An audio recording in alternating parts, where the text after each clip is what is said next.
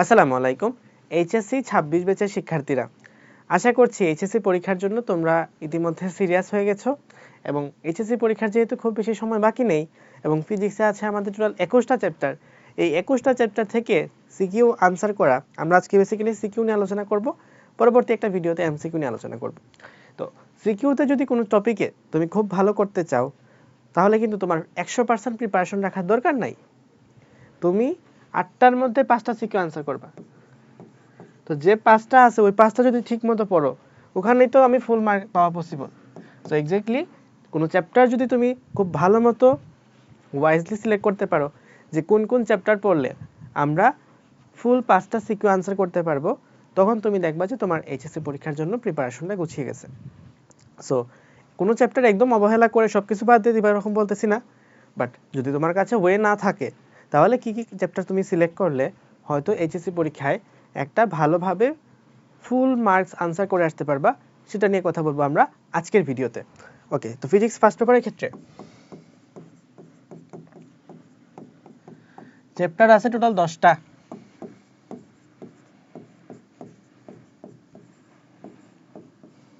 তুমিও জানো আমিও জানি, অধ্যায় 1 ওটা এমনিতেই বাদ। আচ্ছা, আমরা মোটামুটি সবাই অন্তত ভেক্টরের অধ্যায়টা খুব ভালো পারি, তাই না? ভেক্টরের অধ্যায়টা যেহেতু এইচএসসি পরীক্ষার আমাদের প্রথম আবেগ, ইন্টারমিডিয়েটের পড়াশোনা শুরুই হয় ভেক্টরটা দিয়ে, তো ভেক্টরটা আশা করি অন্তত সবাই পারো। দেখা যায় একটা শিক্ষার্থী 6 মাস পর্যন্ত এইচএসসিতে উঠে গেছে, 6 মাস পর্যন্ত শুধু ভেক্টরই পড়ে। সো ভেক্টর নিয়ে আমাদের মোটামুটি প্রবলেমটা একটু কম, এবং আমরা যদি ভেক্টর থেকে একটা সিকিউ এশিওর করতে পারি, আশা করা যায় যে আমরা অন্তত পারবো, এটা অন্তত পারা উচিত। নিউটনের মেকানিক্স থেকে একটা সিকিউ আসবে, অনেকে নিউটনের মেকানিক্স স্কিপ করতে চাচ্ছ, সো এটা নিয়ে আমি কথা বলবো, বাট আগে অন্তত একটা দিয়ে রাখি যে কোন অধ্যায় থেকে একটা শিওর আসবে। অধ্যায় 4 থেকে একটা সিকিউ তুমি শিওর পাবা, তারপরে অধ্যায় 8 থেকে তুমি একটা সিকিউ শিওর পাবা। অধ্যায় 8 মানে হচ্ছে পর্যায়বৃত্ত গতি। এরপরে তুমি অধ্যায় 6 থেকেও একটা সিকিউ পাওয়ার কথা, অধ্যায় 7টাও পাওয়ার কথা, তো অধ্যায় 7 থেকেও তুমি একটা পাবা, ঠিক আছে? এখন বাকি চ্যাপ্টারগুলো থেকে আসলে এক্স্যাক্টলি বলা পসিবল না যে কোন কোন চ্যাপ্টার থেকে তুমি একদম সিকিউ শিওরলি পাবাই পাবা, হয়তো মাল্টিপল চ্যাপ্টার মিক্স করেও দিতে পারে। আচ্ছা, তো তুমি অধ্যায় 2 ভেক্টর পড়লা, আমি অধ্যায় 4টা স্কিপ করে বাকি 5টা অধ্যায়ের জন্য 5টা সিকিউ আনসার করার চেষ্টা করতেছি। কেউ যদি অধ্যায় 4 পারো তাহলে তো আলহামদুলিল্লাহ, খুবই ভালো। অধ্যায় 4 থেকে 2টাও থাকতে পারে। আচ্ছা, হয়তো 2টা থাকবে না যেহেতু এখন 10টা চ্যাপ্টার আছে। তো এরপরে আমরা যেহেতু 8টা সিকিউ আসবে পরীক্ষার মধ্যে, আশা করতেই পারি যে অধ্যায় 7 থেকে একটা আসবে, অধ্যায় 8 থেকে একটা আসবে। দেখো আমার কিন্তু ফিজিক্সে অধ্যায় আছে 9টা, এই 9টার মধ্যে কয়টা আসবে? 8টা সিকিউ আসবে। তার মানে আমার যে কোনো একটা অধ্যায় বাদ যাবে।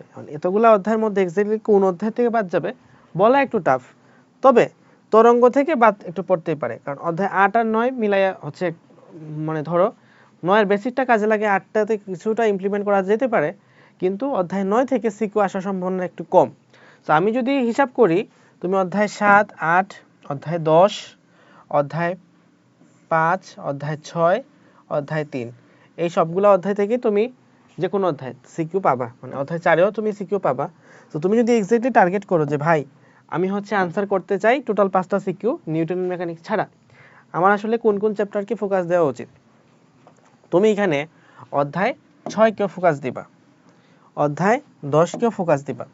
সো তোমার কিন্তু এখানে 5টা চ্যাপ্টার হয়ে যাচ্ছে, বাট স্টিল তুমি আরও একটা চ্যাপ্টার পড়বা, সেটা হইতে পারে অধ্যায় 5, হইতে পারে অধ্যায় 3। সো খুবই ভালো হয় অধ্যায় 5 নাম্বার যেটা আছে সেটা পড়তে পারলে, কারণ কাজ ক্ষমতা শক্তি থেকে ম্যাক্সিমাম টাইম সিকিউ আসেই আসে। সো তুমি যদি এই চ্যাপ্টারগুলো অর্থাৎ 6টা সিকিউ যদি তুমি প্রিপারেশন নিয়ে যেতে পারো তাহলে 5টা লিখে আসতে পারবা, আর যদি তুমি 5টায় প্রিপারেশন নাও তাহলে দেখবা যে একটা সিকিউ মিস হয়ে যাচ্ছে।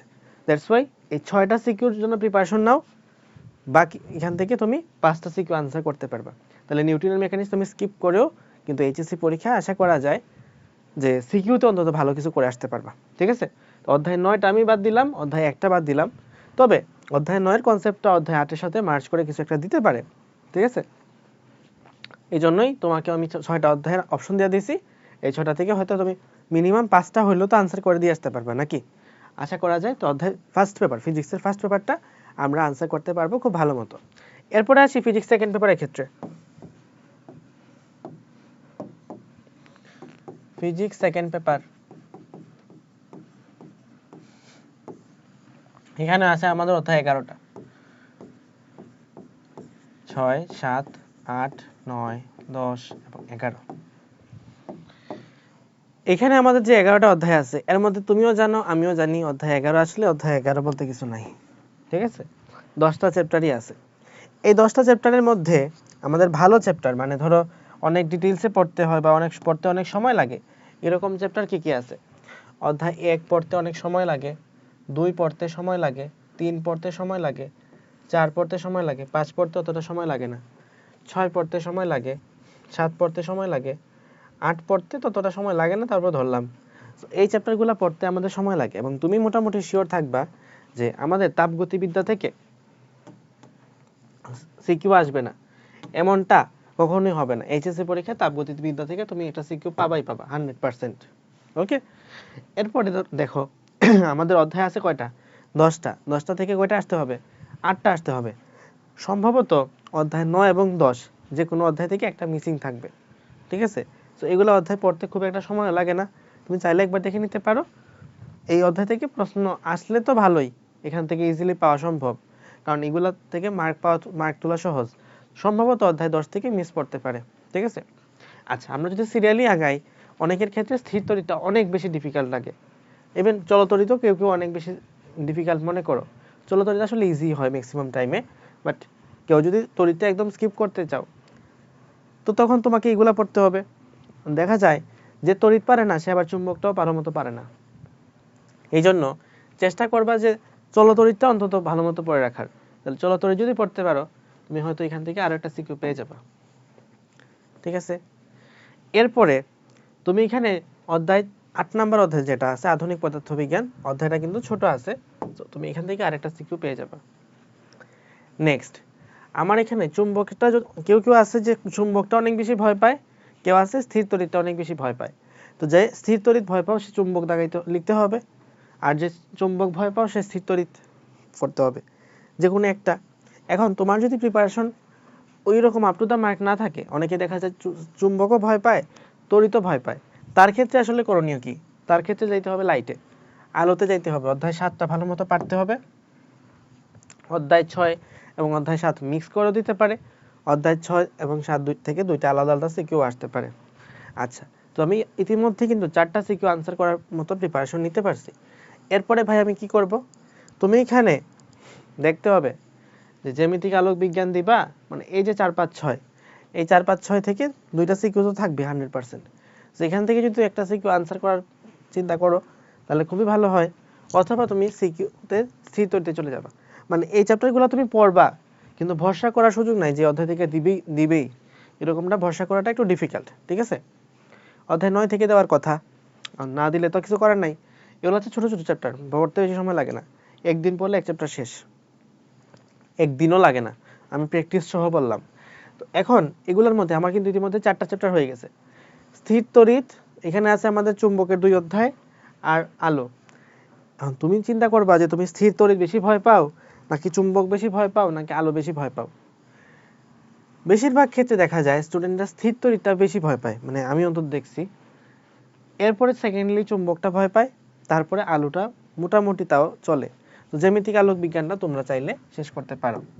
সো ওভারঅল আমার চিন্তা ভাবনা থাকবো যে অধ্যায় 1, অধ্যায় 3, অধ্যায় 6, 7, 8 এগুলো থেকে আমি যেন আনসার করে আসতে পারি।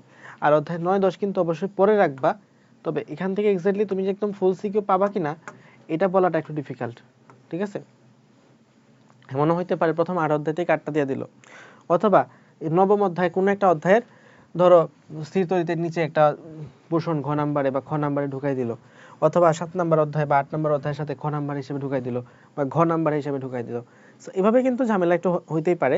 সো ওভারঅল দেখা যায় তুমি যদি অধ্যায় 1, 3, 6, 7, 8 এগুলা ভালো মতো পড়ো, আর অধ্যায় 9, 10 তুমি যদি মানে আংশিকভাবে পড়ো, আংশিকভাবে না মানে এটা পড়তে আসলে সময় লাগে না এই জন্য বলতেছি, আর তুমি এখান থেকে স্থির তড়িৎ এবং চুম্বক এই দুইটা অধ্যায় স্কিপ করতে পারবা। সো ওভারঅল এই কথা ছিল আমার ফিজিক্সের জন্য। ফিজিক্স ফার্স্ট পেপার এবং সেকেন্ড পেপারে তুমি এই চ্যাপ্টারগুলো জাস্ট চলে মানে পড়ে গেলে আশা করা যায় যে ভালো মতো একটা ফুল মার্কস আনসার করে দিয়ে আসতে পারবা। তো তোমার কিন্তু এখানে 5টা হয়ে গেছিল। এগুলো আমি কেন পড়তে বলতেছি, রিস্ক ফ্যাক্টর ম্যানেজমেন্টের জন্য। অনেক ক্ষেত্রে দেখা যেতেই পারে যে একটা চ্যাপ্টার আরেকটা চ্যাপ্টারের মধ্যে লেস ঢুকাই দিছে, তখন তোমাকে হয়তো এগুলো মানে বাঁচিয়ে দিবে আর কি। অধ্যায় 2 এবং 4 5টা ম্যাক্সিমাম স্টুডেন্টের কাছে কঠিন লাগে, আর দিকে আমাদের দেখা যায় নিউটন মেকানিক্স ম্যাক্সিমাম স্টুডেন্টের কাছে কঠিন লাগে। দ্যাটস ওয়াই তোমরা এভাবে চাইলে একটু নিজেদের, যেহেতু প্রিপারেশনটা খারাপ, চ্যাপ্টার সিলেকশন করে ওই চ্যাপ্টারের মধ্যে ফোকাসটা যদি বেশি দাও, আশা করা যায় যে তোমরা একটু ভালো রেজাল্ট করে আসতে পারবা। এখন এইচএসসি পরীক্ষার এমসিকিউতে ভাই কি করব?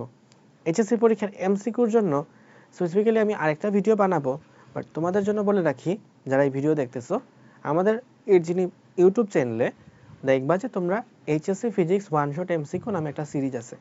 অলরেডি আমি যখন ভিডিওটা শ্যুট করতেছি তখন 3টা ভিডিও অলরেডি আপলোড হয়ে গেছে। যখন ভিডিওটা পাবলিশ হবে তার মধ্য থেকে হয়তো 5-6টা ভিডিও অলরেডি ইউটিউবে আছে যখন তুমি ভিডিওটা দেখতেছো। সো এই আর কি কথাবার্তা। যখন তুমি এইচএসসি ফিজিক্সের কোনো এমসিকিউতে আটকাবা, অবশ্যই যেই চ্যাপ্টার লাগবে সেই চ্যাপ্টারে এমসিকিউ ক্লাসটা করে নিবা। আশা করা যায় তোমাদের একদম ধরে ধরে সব কিছু অনেক ডিটেলসে পড়ানো হয়েছে এমসিকিউ ক্লাসে, অ্যান্ড তোমরা খুব ভালো একটা রেজাল্ট করে নিয়ে আসতে পারবা। এইচএসসি পরীক্ষার জন্য সবার জন্য শুভকামনা থাকলো।